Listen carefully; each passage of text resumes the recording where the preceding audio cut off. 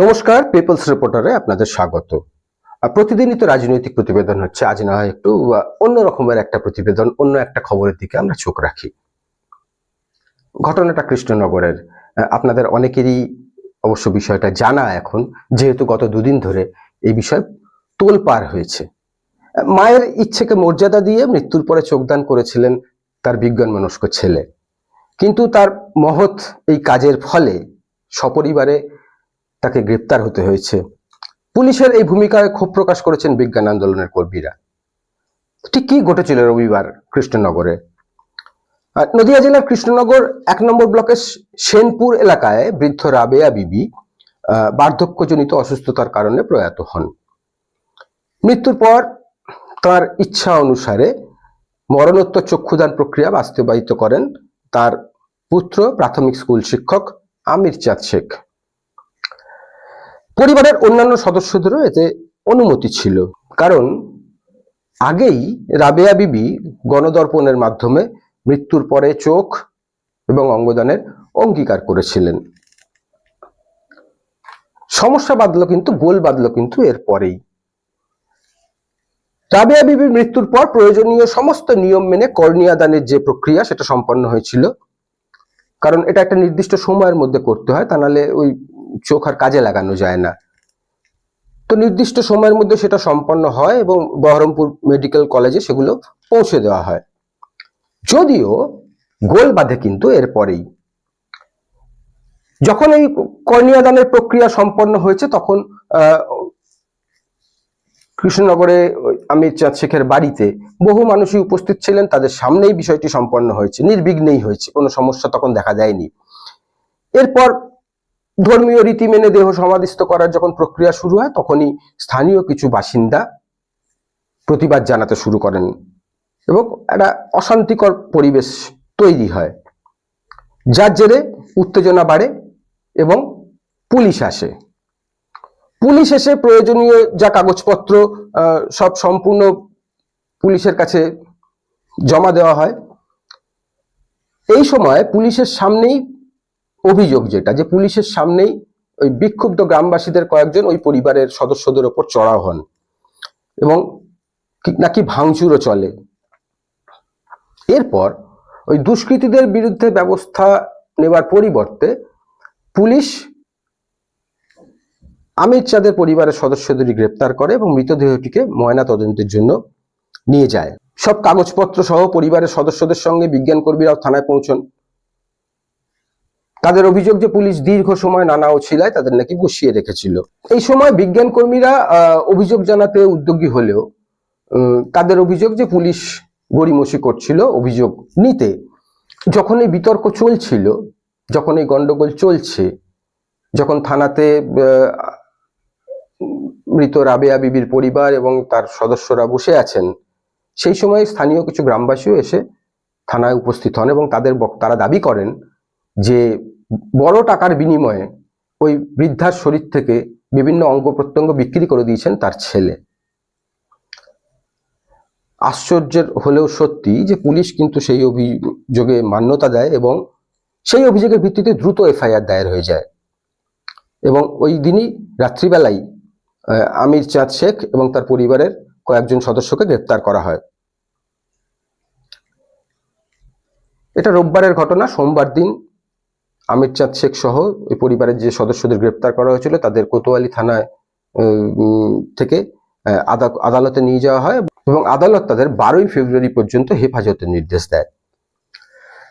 এরপর পুলিশের পক্ষ থেকে বলা হয় দেহ ময়না তদন্তের জন্য পাঠানো হবে।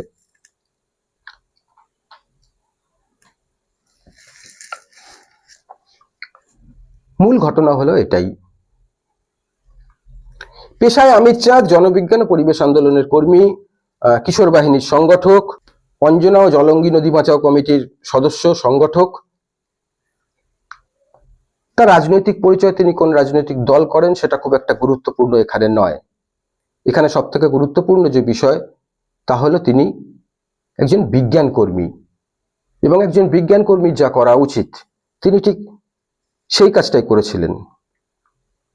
এই যে ঘটনা, এই ঘটনাতে তীব্র ক্ষোভ প্রকাশ করেছেন পশ্চিমবঙ্গ বিজ্ঞান মঞ্চের রাজ্য সম্পাদক সৌরভ চক্রবর্তী, গণদর্পণের সাধারণ সম্পাদক সুদীপ্ত সাহা রায়।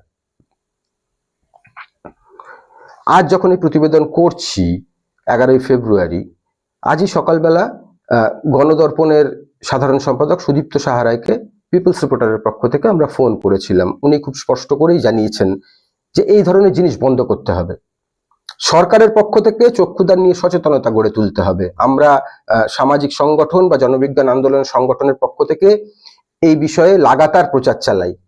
কর্নিয়াজনিত কারণে আমাদের এত বড় দেশে বহু মানুষ দৃষ্টিহীন, শুধুমাত্র কর্নিয়া পাওয়া গেলে বহু মানুষের দৃষ্টিহীনতা দূর করা যেতে পারে। অমিত চাঁদের পরিবারের পাশে আমরা জনবিজ্ঞান আন্দোলনের সমস্ত কর্মীরা আছি। এই ঘটনা প্রসঙ্গে কোতোয়ালি থানার আইসি সংবাদ মাধ্যমের সামনে জানিয়েছিলেন যে আমাদের কাছে অভিযোগ আসে, গ্রামবাসীদের সঙ্গে পরিবারের সদস্যরা অভিযোগ জানায় যে এরা মোটা টাকার বিনিময়ে শুধু চোখ না, অঙ্গ প্রত্যঙ্গ বিক্রি করে দিয়েছে। তাই আমরা হস্তক্ষেপ করি। অভিযোগ এসেছিল বিনা অনুমতিতে মৃতদেহের অঙ্গ বিক্রি করে দেওয়া হচ্ছে। গত 8 তারিখে সন্ধ্যাবেলা থানাতে একটা খবর আসে যে কালীঘাট সেনপুরের একজন মুসলিম বয়স্ক মহিলা মারা গেছে এবং তার পরিবারের, তার সন্তান এবং মেয়েরা মিলে তার চোখ নাকি বিক্রি করে দিয়েছে। আমাদের পুলিশ ওখানে যায়, মোবাইল পার্টি গিয়ে দেখে যে প্রচন্ড ক্ষোভ গ্রামের মধ্যে রয়েছে এবং গোটা গ্রামবাসী পরিবারের বিরুদ্ধে। কেন যখন আমাদের পুলিশ যায় তখন ওনারা কোনো রকম কাগজ, চক্ষুদানের কোনো চক্ষুদান করতে গেলে যে চক্ষুদান করেন, মরণোত্তর চক্ষুদান বা দেহদান, তার নিজস্ব কোনো কনসার্ন লেটার আগে থেকে লাগে, অথবা পরিবারের প্রত্যেকটা সদস্যের কনসার্ন লেটার লাগে, কনসার্ন লেটারে সিগনেচার লাগে। কিন্তু এরকম কোনো কাগজ সেই মুহূর্তে দেখাতে তারা পারে না। প্রতিবাদ আরো বিভিন্ন সংগঠনের পক্ষ থেকে এসছে। গতকালও বিক্ষোভ হয়েছে, প্রতিদিনই বিক্ষোভ চলছে, লাগাতার বিক্ষোভ চলছে। সোমবারেও বিক্ষোভ হয়েছে, মঙ্গলবারেও বিক্ষোভ হয়েছে এবং আগামী 14ই ফেব্রুয়ারি কলকাতা প্রেস ক্লাবে এই বিষয়ে সাংবাদিক সম্মেলনের ডাক দিয়েছেন বিভিন্ন সংগঠন, বিভিন্ন গণসংগঠন, বিভিন্ন বিজ্ঞান সংগঠন। এই যে ঘটনা, কৃষ্ণনগরের এই যে ঘটনা, এই প্রসঙ্গে association of health service doctors এর পক্ষ থেকে বুধবার 10ই ফেব্রুয়ারি একটা বিবৃতি দেওয়া হয়েছে। যে বিবৃতিতে বলা হয়েছে, নদিয়ার জনবিজ্ঞান আন্দোলনের কর্মী আমির চাঁদ শেখের গ্রেপ্তারির তীব্র নিন্দা করছি এবং প্রতিবাদ জানাচ্ছি। চক্ষুদানের মতো সব থেকে ইম্পর্ট্যান্ট পয়েন্ট যে বিবৃতি দেওয়া হয়েছে, সেই বিবৃতির সব থেকে গুরুত্বপূর্ণ যে পয়েন্ট, তাতে সংগঠন বলছে চক্ষুদানের মতো একটি সম্পূর্ণ আইনসম্মত, মানবিক ও বৈজ্ঞানিক চেতনা সম্পন্ন উদ্যোগকে অপরাধ হিসেবে চিহ্নিত করা সরাসরি মানব অঙ্গ ও কলা প্রতিষ্ঠান আইন 1994 এর লঙ্ঘন। এই গ্রেপ্তার স্পষ্টভাবে প্রমাণ করে যে রাজ্য প্রশাসন জনগণের মধ্যে বৈজ্ঞানিক মানসিকতা ও মানবতাবোধ ছড়িয়ে দেওয়ার আন্দোলনের পাশে না দাঁড়িয়ে বরং মৌলবাদ ও অন্ধবিশ্বাসের চাপের সঙ্গে আপোষ করছে। এটি সংবিধানের 51A(H) অনুচ্ছেদে উল্লিখিত বিজ্ঞান চেতনা গড়ে তোলার রাষ্ট্রীয় দায়িত্বের সরাসরি অবমাননা। যদিও সাধারণ মানুষের বক্তব্য যে পুলিশ অতি সক্রিয় ভূমিকা পালন করেছে, এই যে অতি সক্রিয়তা, তা আসলে আইন শৃঙ্খলা নামে ক্ষমতার অপব্যবহার ছাড়া আর কিছু নয়। জনস্বাস্থ্য উদ্যোগ সমন্বয় মঞ্চের যুগ্ম আহ্বায়ক অধ্যাপক সত্যজিৎ চক্রবর্তী এবং ডক্টর ফুয়াদ হালিম এক বিবৃতিতে জানিয়েছেন, সামাজিক স্বার্থে আমির চাঁদ শেখের পরিবারের প্রশংসনীয় উদ্যোগকে আমরা কুর্নিশ জানাই। তাদের গ্রেপ্তারের ঘটনায় আমরা গভীরভাবে উদ্বিগ্ন এবং ক্ষুব্ধ। একটি সম্পূর্ণ আইনসিদ্ধ ও মানবিক কর্মকাণ্ডকে অপরাধ হিসেবে চিহ্নিত করা নিঃসন্দেহে মানব অঙ্গ ও কলা প্রতিস্থাপন আইন 1994 এর লঙ্ঘন এবং প্রশাসনিক ক্ষমতার অপব্যবহার। জনগণের মধ্যে বিজ্ঞান মনস্কতা, যুক্তিবাদ ও মানবিক মূল্যবোধ ছড়িয়ে দেওয়ার পরিবর্তে রাজ্যের প্রশাসন ক্রমশ অন্ধবিশ্বাস ও মৌলবাদী চাপের কাছে নতি স্বীকার করছে। হ্যাঁ, এটা তো ঠিকই যে বারবার করেই যে প্রশ্নটা উঠছে যে সমস্যাটা পুলিশ হয়তো অনেক সহজে মিটিয়ে ফেলতে পারত, সেখানে অতি সক্রিয়তা দেখিয়ে একজন বিজ্ঞান কর্মী, তার পরিবারের সদস্যদের গ্রেপ্তার করা, যে মৃতদেহের ময়নাতদন্তের হয়তো কোনো প্রয়োজন ছিল না তার ময়নাতদন্ত করা, সব বিষয়টা নিয়ে সাধারণ মানুষ প্রশ্ন তুলছেন। তাদের বারবারই এই একই কথা তাদের বক্তব্যের মধ্যে ঘুরে ফিরে এসছে। রাজ্য সরকারের অধীনে যারা কর্মরত চিকিৎসক, ইঞ্জিনিয়ার, প্রাণী চিকিৎসক, পলিটেকনিক শিক্ষক সহ বিভিন্ন পেশাজীবীদের যে যৌথ সংগ্রাম মঞ্চ আছে, যে যৌথ সংগ্রাম কমিটি আছে, তার যুগ্ম আহ্বায়ক ডক্টর মানস গুমটা এবং সৌম্য ব্যানার্জিও এক বিবৃতিতে একই দাবি করে বলেছেন যে তারা আমির চাঁদ শেখের পরিবারের নিঃশর্ত মুক্তি দাবি করছেন এবং মানবাধিকার লঙ্ঘনের জন্য দোষী পুলিশ আধিকারিকদের বিরুদ্ধে ব্যবস্থা গ্রহণের দাবি জানাচ্ছেন। গতকাল কোতোয়ালি থানার সামনে যে বিক্ষোভ হয়েছে, মানে মঙ্গলবার যে বিক্ষোভ হয়েছে কোতোয়ালি থানার সামনে, সেখানে উপস্থিত ছিলেন পশ্চিমবঙ্গ বিজ্ঞান মঞ্চের সাধারণ সম্পাদক সৌরভ চক্রবর্তী। তিনি বলেছেন যে আইন মেনেই যোগদান করে সামাজিক দায়িত্ব পালন করেছে আমির চাঁদ শেখের পরিবার, কিন্তু যে পদ্ধতিতে পুলিশ তাদের গ্রেপ্তার করেছে তা আইনসম্মত নয়। এভাবে বিজ্ঞান সচেতনতার প্রসার আন্দোলনকে স্তব্ধ করা যাবে না। পুলিশ আধিকারিকরা মৌলবাদের কাছে নতি স্বীকার করেছে। যোগদান করা রাবেয়া বিবির 2 পুত্র ও পরিবারের সদস্যদের গ্রেপ্তারের প্রতিবাদে আমরা এই বিক্ষোভ দেখাচ্ছি। বিবরণ এটুকুই। ঘটনা পরম্পরা আপনাদের সামনে তুলে ধরলাম। খুব সাধারণ একটা ঘটনা, বিজ্ঞান মনস্ক একজন মানুষের পরিবারের ঘটনা, যেখানে আমরা কুসংস্কারে সবসময় আচ্ছন্ন হয়ে যাচ্ছি। আমাদের চারপাশে বিভিন্ন ঘটনা ঘটছে যেখানে কুসংস্কারকে তুলে আনা হচ্ছে, কুসংস্কারকে লালিত পালিত করা হচ্ছে। সেখানে এরকম বিজ্ঞানমুখী একটা কাজ, একটা ভালো কাজ, সেই কাজকে এইভাবে প্রশ্নের মুখে ফেলে দেওয়া, তাতে তো বিপদ আমাদের মতো সাধারণ মানুষেরই।